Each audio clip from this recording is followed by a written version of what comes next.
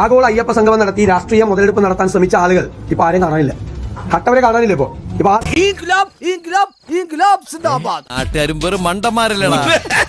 പൈസക്ക് ടൈറ്റ് വരുമ്പോ നമുക്ക് ഇഷ്ടം പോലെ കത്തിക്കാം, പറ്റിക്കാം. പൊട്ടന്മാർക്ക് മനസ്സിലാവില്ലേ? അയ്യപ്പ സംഗമത്തോടുകൂടെ ദേവസ്വം കൊണ്ട് കാശും കൊണ്ടുപോയി. ഒരുപക്ഷെ വീരപ്പൻ ഇവരെ കണ്ടാൽ സാഷ്ടാംഗം നമസ്കരിക്കും. നല്ലൊരു നാളേക്ക് വേണ്ടി ചെറിയ ചില ത്യാഗങ്ങളൊക്കെ സഹിച്ചേ പറ്റൂ അല്ലേ? മാങ്ങാ തൊലി ഇങ്ങനെ നക്കി തിന്നത് അധ്വാനിച്ച് ജീവിക്കടാ. നീ എവിടെ പരിപാടി അവതരിപ്പിച്ചാലും ഇത് തന്നെയാണല്ലോ നിന്റെ വിധി. ഈ കണക്കുകളൊന്നും കൊടുത്ത കണക്കല്ലാന്ന് കൃത്യമായ കണക്കല്ലത്. കണക്കുകളൊന്നും ശരിയാകുന്നില്ലല്ലോ ഗംഗാര. പേടിച്ചിട്ടാ. പണ്ട് എനിക്ക് അങ്ങനെയാ, പേടിച്ചെനിക്ക് കണക്കേറ്റി പോകും. ആവുന്നിടത്തോളം കാശരാക്ക. നാട്ടുവാഴുന്ന ജനാധിപത്യമല്ലേ? അധികാരം പിടിച്ചെടുക്കാൻ പണം വേണം, അണികളെ നിലക്കി നിർത്താനും. ദൈവത്തിന് ഇതിന്റെ ഒന്നും ആവശ്യമില്ലല്ലോ. പങ്കില്ലെന്ന് പിന്നെ ഇത് ആരാ നടത്തിയത്? എല്ലാം പരസ്പര വിരുദ്ധമായിട്ടുള്ള കണക്കുകളാണ്.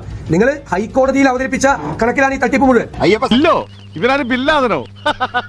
ബില്ലൊന്നും വാങ്ങിക്കാറില്ല. നമ്മള് പതിവുകാരായതുകൊണ്ട് വായിൽ എഴുതി കൂട്ടും. പ്രതിപക്ഷ കക്ഷികൾ ഉന്നയിക്കുന്നത് പോലെ ഒരു പ്രതിസന്ധിയും എന്റെ മന്ത്രിസഭയ്ക്ക് ഇനി ഉണ്ടാവില്ല. അദ്ദേഹത്തിനെ പോലും തോൽപ്പിച്ചു. ഇത് ഭരിക്കാൻ ഏൽപ്പിച്ചിട്ട് കൊള്ള നടത്തുക. അതുകൊണ്ട് വാസവൻ രാജിവെക്കണം.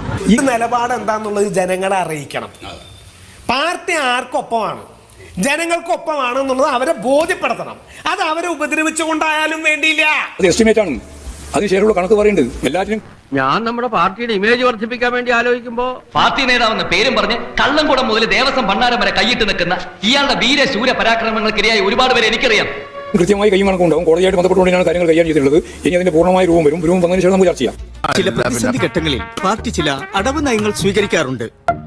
അതായത് ഉത്തമ മനസ്സിലായി മനസ്സിലായി മനസ്സിലായി.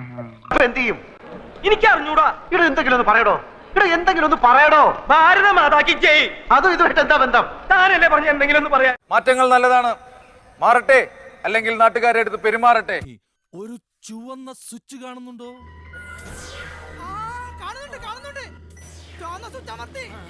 കാണുന്നുണ്ട്.